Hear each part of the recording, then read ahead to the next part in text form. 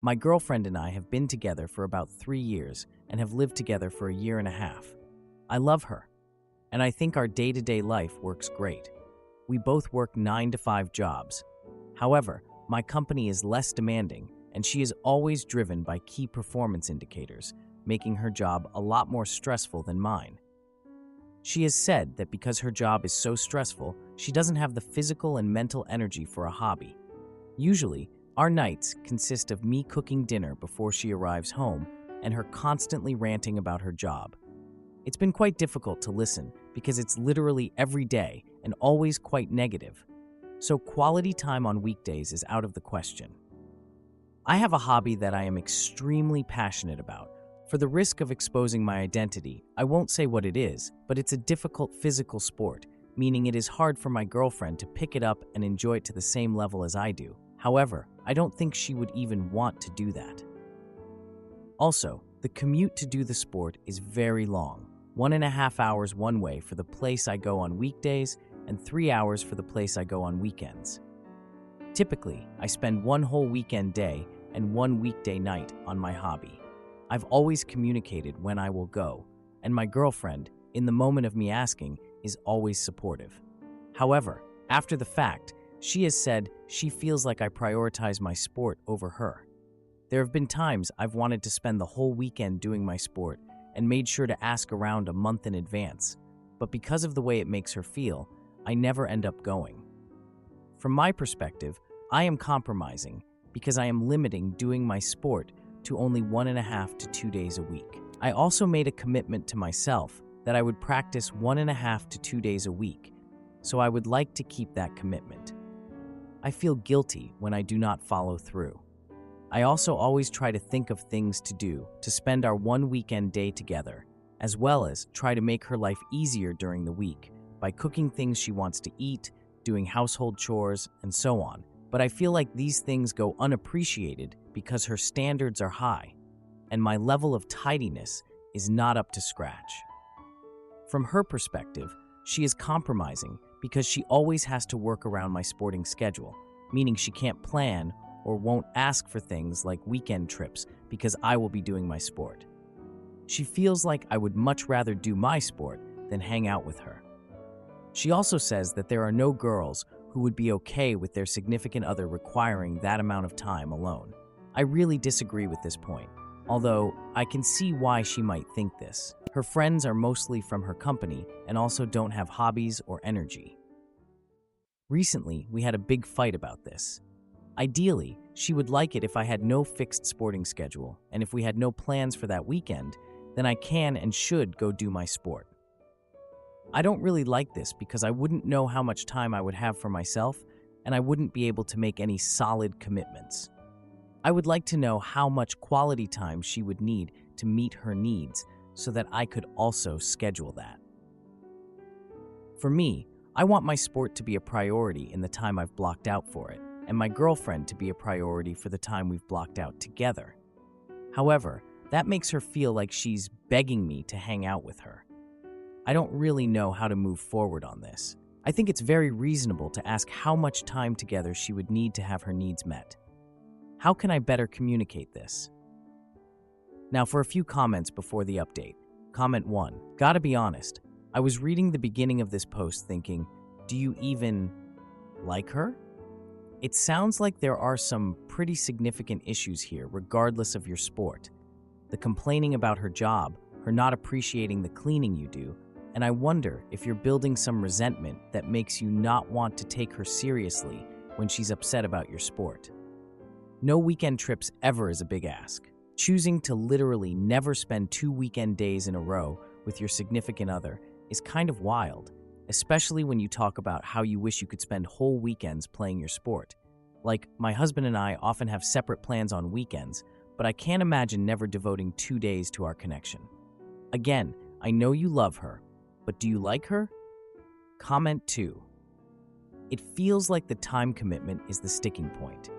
And it is a lot. Driving 3 hours during the week and 6 hours on the weekend before even practicing a minute of your sport seems absolutely insane to me. You're out of the picture for an entire weekend day every weekend.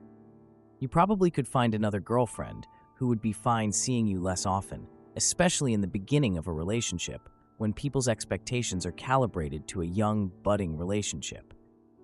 But I suspect that many women would eventually become less tolerant of it. And it also sounds like vacations and weekend trips are off the table as well. So I'm not sure how truly sustainable this situation is. But you both will need to decide what you each value and make your choices accordingly. Now, for the update. 2 weeks ago, my girlfriend and I had a big fight, and I came to Reddit for help.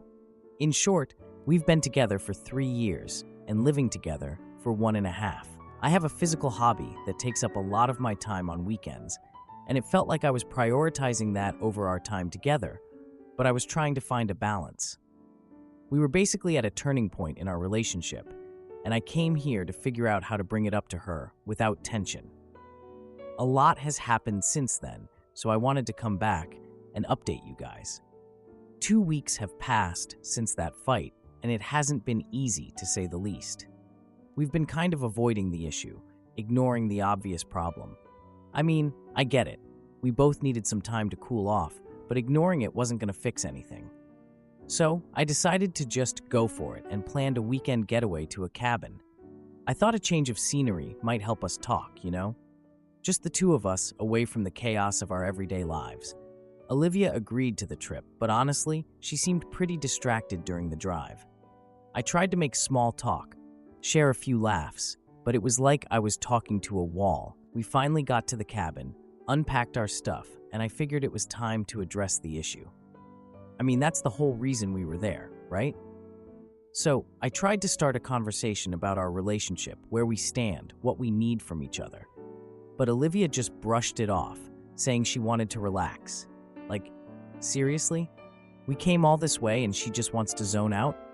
That first evening, we ended up playing board games and watching movies, trying to act like everything was fine, but it wasn't. The next morning, I suggested we go for a hike in the woods nearby. Fresh air, beautiful scenery, maybe it'll help us talk. During the hike, though, Olivia got really quiet and just wasn't engaging. I could feel the tension. I decided to bring up our last fight again, hoping to get some clarity, but she snapped at me, saying I had no idea how stressed she was. I tried to explain myself, but the argument just escalated. I know it wasn't the best time, but I really wanted to talk about it. She ended up storming off the trail, and I followed her, trying to reach out, get her to talk. She just shut down and sat on a log, refusing to say a word. So, I sat next to her, waiting for her to open up. After what felt like forever, she finally started talking. She opened up about the pressure at work and how she's been feeling trapped. She's been considering changing jobs, but the thought of starting over just stresses her out even more. We ended up returning from the trip without really resolving our relationship issues, but at least we talked, right? When we got home, I found a note from my mom inviting us to a family dinner for my brother's birthday. I asked Olivia if she wanted to go, and there was a noticeable hesitation. She finally said yes, but I could tell she wasn't super excited about it. At the dinner, the family was all about discussing life choices and future plans. The usual. Everything was fine until it was cake time, and my dad jokingly asked when Olivia and I were going to have kids. Olivia laughed it off, but she looked uncomfortable. We ended up having a tense discussion later that night about our future and our different timelines. I mean, we're 3 years in, and we haven't really talked about that yet. I suggested that maybe we take a break to figure things out, and she was hurt, but she agreed it might be a good idea. It was a tough conversation to have, but I think it was necessary. I don't know. I ended up visiting my parents the next day to discuss everything that had been going on with them. My mom shared her experiences about balancing work and family, and it was actually really helpful to hear. It made me think about things from a different perspective. After all that, I decided to reach out to Olivia for an open conversation. I sent her a message suggesting we meet at our favorite coffee shop. I'm hoping we can have a real talk and really discuss what we want and need from each other.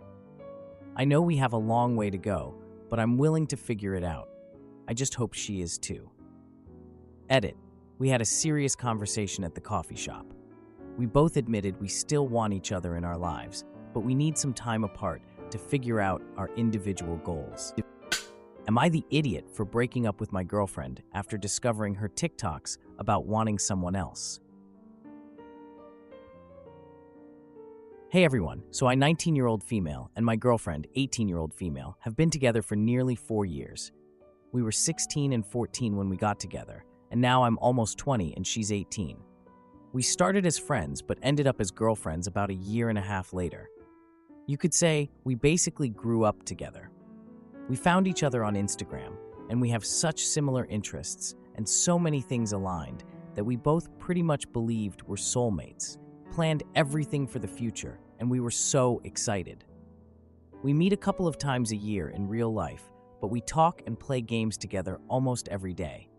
I really don't believe I'll ever again find someone so close and similar to me. I always thought she'd be the one I'd marry. I'm asexual and told her the most I'd go is just simply making out. I don't like anything else, and she said it wouldn't be a problem. We discussed her having another partner for other things before, but I thought it'd be in the distant future, and she said she'd feel bad having someone else with her while we were still dating, basically like an open relationship. And I said I wouldn't mind because I want her to be happy and satisfied, but at the same time, I was glad she wouldn't really want it. A few days ago, I saw she reposted TikToks that said, and I quote, 1. Not trying to be pick-me or anything, but if I'm so pretty like people say, then why don't I have a boyfriend? Real question. 2. How I expect the one to come even though I never make an effort to build a relationship with anyone new. 3. How it feels to be in love with someone I literally have no chance of being with. 4. Unfortunately, yes, I do indeed want that cookie so freaking bad, but I don't know if the cookie even wants me back or even thinks of me that way. And I got really upset and sad. I agreed to an open relationship, but to me, it looks like she loves someone else and also doesn't think of me as the one. Like, it's fine if she has a crush on someone else or fell out of love with me. I get it. No one can control that. But I had to find out over TikTok?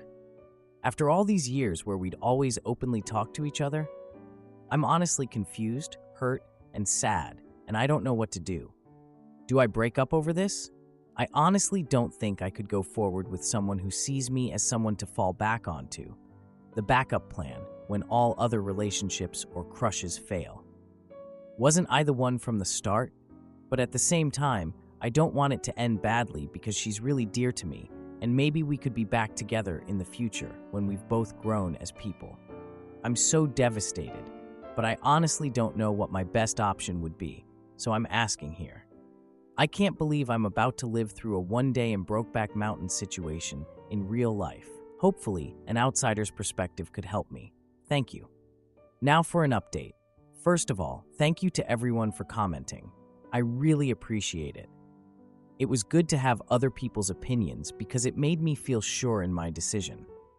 I broke up with her yesterday, and she got defensive at first and was like, "So should I just block you on everything over a little crush that isn't even worth mentioning?" But then I explained to her everything pretty much similar to this post, and she apologized for not communicating clearly, and in the end, said that she didn't repost that TikTok because she meant it word for word. I don't know. I don't repost anything unless it's 100% relatable, so how could I have known? Anyway, it felt like a miscommunication on both parts, and part of me wonders if my head was too far up my butt, so I broke up before confronting her about it. But for the most part, I'm glad I did it, even though I miss her a lot. I'd feel like a side piece, and I can't stay happy in a relationship like that. We agreed that we'll leave it like that, stay friends, but nothing more.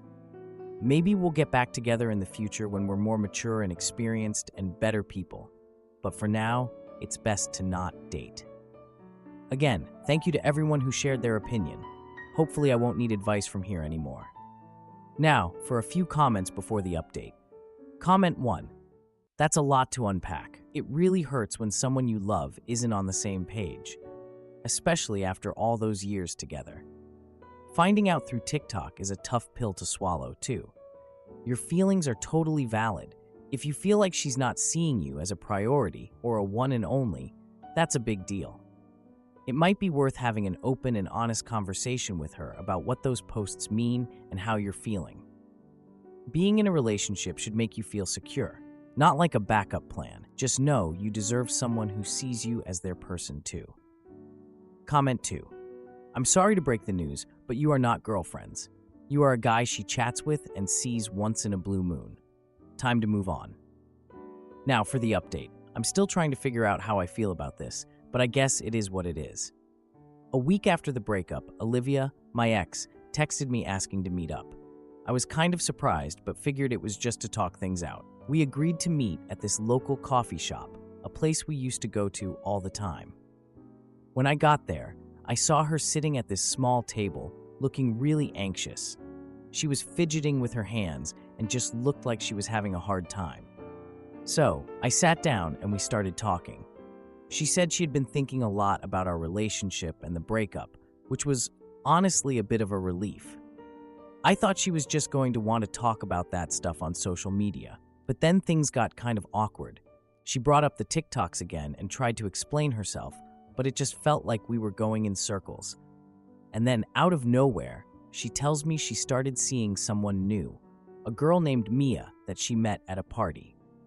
Olivia went on and on about how outgoing and adventurous Mia is, which just made me feel even more awkward. She's basically everything Olivia said she wanted but didn't have with me. We finished our coffees and just sat there in silence for a minute, not knowing what to say. The conversation ended without any real resolution.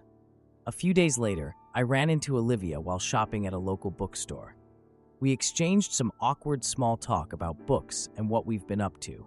I could tell she was trying to find a moment to bring up Mia again. She finally mentioned that they were planning a weekend trip to the beach. I just smiled and said that sounded fun. Later that week, my birthday was coming up, and I planned a small gathering with my family. I invited Olivia, wanting to keep things friendly, even though it was a bit awkward. On the day of the party, my parents prepared a cake and decorations, and my younger sister Kate was there too. She asked about Olivia and her new relationship, which I really didn't want to get into in front of my family. So I just brushed it off and said we were just friends now. When Olivia arrived, she brought a gift, a book I had been wanting. We gave each other a hug, and she said happy birthday. During the party, we played games and laughed, and I even won at Uno, which is rare for me. At one point, Olivia stepped outside to take a call, and I could hear her talking about Mia. She was saying how excited she was to go to the beach with her, and I just felt this lump in my throat. When Olivia came back in, she looked really happy, but I just smiled and said I was glad for her. Just as she was about to leave, she said she had something important to tell me. My heart dropped because I was worried she was going to say she was with Mia. She mentioned that she might have developed feelings for Mia, and we both just sat there in silence for a moment. I felt like I got punched in the gut. Then she surprised me by saying that she was planning to introduce Mia to her family soon. I just said, "Oh, okay," and we parted ways. I decided I needed a break from talking to Olivia, so I didn't reach out for a few days. The next day, while I was scrolling through social media, I saw photos of Olivia and Mia at the beach. They looked so happy, and it made me feel kind of sad. I started planning a solo trip for the upcoming long weekend to explore a new city. I thought it would be good for me to get away and just focus on myself. I decided to reach out to Olivia one last time to talk about our friendship. We met at the same coffee shop again, and the conversation felt different this time. There was this weird energy between us, and it was hard to ignore. I just told her that I needed some time to process everything and that I didn't think we should talk for a while. She agreed, and we just sat there for a moment in silence. It felt like we were both thinking about what could have been. After that, I left the coffee shop, and she stayed there for a while. It was just weird. I don't know. Edit. Olivia and I have not talked for a while. I went on a solo trip for a long weekend, and it was refreshing. I hadn't really thought about Olivia and Mia until I got back home. I felt sad for a few days, but I know this is for the best. I'm focusing on myself and moving forward. Am I the idiot for feeling trapped in a marriage where my husband sees intimacy as a checklist? My husband and I are both in our early 30s with 2 young children. One of them is still a baby. We are struggling to connect. Originally, I second-guessed having a second child, but felt pressured by my husband. He said he would not be happy if we did not have more children. Now, anytime I have a rough day with the baby, I feel like it furthers this growing resentment I have about him pushing me on the issue. Don't get me wrong, I have no negative feelings towards my baby at all. She is such a joy in our lives, and I do not regret her. I just don't like the way he approached the situation. Obviously, I am the one who gave in, so perhaps it is unfair to feel negative now. We also have differing libidos, and that is becoming a problem. Recently, he requested that I sit in the room while he masturbates. I was sick at the time and really wanted to just lie in bed. I sat in the room with him, and he asked if I was into it at all. I said no, and that I didn't feel good and wanted to lie down. He didn't stop, though. Again, I could have made a different choice here, and perhaps I am overreacting regarding how uncomfortable that situation made me feel. Since that encounter, I haven't been able to feel connected to him at all. I don't want to be affectionate in any way. He always says physical affection is his love language, but I'm wondering if it truly is, or if he just likes intimacy since it doesn't seem to matter how I feel in the moment. He has often said we should just start having intimacy and I will get into it, even if I don't want to at the beginning. Physically, that is a hard demand on either partner since your body needs to be into it in order for intimacy to work the way it should, right? It also just seems like he will be touchy, even if I am clearly stiff and unresponsive to it. It's frustrating to feel like, after over a decade together, he can't read my body language at all or just does not care. Also, since the previously mentioned encounter, he bought me lingerie as a gift for me. I told him no because I'm openly unhappy with my postpartum body and we haven't been affectionate or connecting. So it seems sort of out of nowhere. Perhaps this is just a rant, but I would also love some advice. I'm just feeling a bit lost at the moment, and I don't feel connected to him right now. I also just feel like I'm overreacting to these things. Everything else with our family life is great. So why is the intimacy such a disconnect? I'm just burnt out after being home with our kids all day, and it feels like someone always wants something from me. Any advice is welcome. How do you cope with awkward interactions like this? How do you even start a discussion? Is there even a way to discuss it without hurting someone's feelings? Now, for a few comments before the update. Comment 1. Originally, I second-guessed having a second child, but felt I was pressured by my husband. He said he would not be happy if we did not have more children. I can see why you're struggling to connect with this guy. Is there even a way to discuss it without hurting someone's feelings? He doesn't seem to care much about your feelings. Maybe you should start showing the same level of care toward his. Comment 2. You're touched out. It happens to the best of us, the worst of us, and every other primary parent with small children and babies. Start making deals with him if that's what it takes. You'll watch him if he has the kids for a few hours, so you can start being yourself again. Please remember, you aren't going to be the person you were before you had babies, though. No woman is. Now, for the update. I'm still feeling disconnected from my husband, and things have been rough. So, a month has passed since I asked for advice about the intimacy stuff, and guess what? It's still an issue. My husband and I have been kind of tiptoeing around each other, and it's exhausting. I've been feeling so overwhelmed with all the parenting duties, especially with a baby in the house. It just never ends. I decided to bring up the intimacy problems again, so one night when the kids were finally asleep and everything was quiet, I thought it might be a good time. He was sitting on the couch, probably scrolling through his phone or watching something on TV. I couldn't really tell. I just kind of jumped right in. I told him how I've been feeling so burnt out and how I just don't have the energy for intimacy right now. He listened for a bit, and I thought he kind of understood where I was coming from.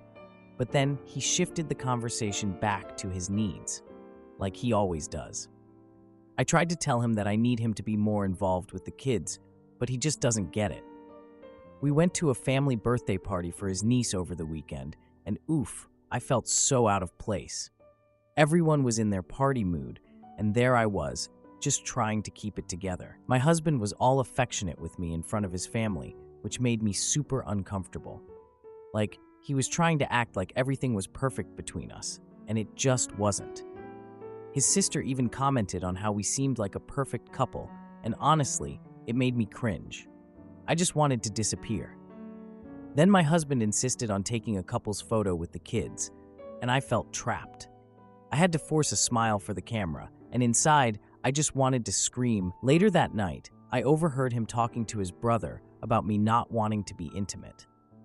I was shocked. I couldn't believe he was talking about me like that. The next day, I confronted him about it, and he said he was just venting. Nothing serious, right? He didn't care that he was making me look bad. It's like he's so focused on his needs that he doesn't even think about how I feel. We decided to go to a family dinner at my parents' house the following weekend, and that was another round of pressure. My mom just loves seeing us together, and she kept saying how great it is. I felt like I was about to explode. After dinner, my husband tried to initiate intimacy at my parents' house. I was so overwhelmed that I told him I needed space, and that led to a tense moment. He stormed out of the room, and I was left standing there, feeling like a complete wreck. Later, I found a note in his jacket pocket with a list of things he wanted to try in our intimate life. It was like he was just trying to check off boxes or something. The next week, we took the kids to a local festival, and he tried to hold my hand. I pulled away without thinking, and some strangers even looked at us like we were crazy. That just made things worse. We ended up arguing in the car on the way home with the kids in the back seat. It was a mess. The argument escalated, and I finally yelled at him, saying that he doesn't understand me at all. He left the house for a couple of hours, and when he came back, he apologized, but the tension was still there. It was all just hanging in the air. We decided to try a weekend getaway to reconnect, just the two of us. We needed some time away from the kids and the chaos. During the getaway, we had a real conversation about our expectations and needs, and he finally said he wanted to understand my perspective instead of just pushing for intimacy all the time. It was a breakthrough, and we were both relieved. After that, we started making small changes in our daily interactions. He's been helping more with the kids, which has been a lifesaver. I finally get some much-needed breaks, and it feels great. We had a family dinner at home one night and invited his parents. During dinner, he publicly acknowledged the effort I've been making, and that was a nice surprise. It was good to hear him say that, even if it was in front of his parents. After the kids went to bed, we ended the evening watching a movie together. It felt nice to just relax and be together. We both agreed to keep the lines of communication open moving forward. I hope that we can keep making progress and not fall back into old patterns. It's a work in progress, but at least things are a bit better. I'm feeling a little more hopeful now, and I'm glad I took the step to communicate with him. Let's see where this goes. Edit. We have a 3-year-old and a 6-month-old. He's been more involved with the kids, and we communicate better now. If you liked this video, you'll probably like these too. Also, while you're here, please consider subscribing. It's your support that keeps this channel alive and allows me to make better and longer videos. Have a great day.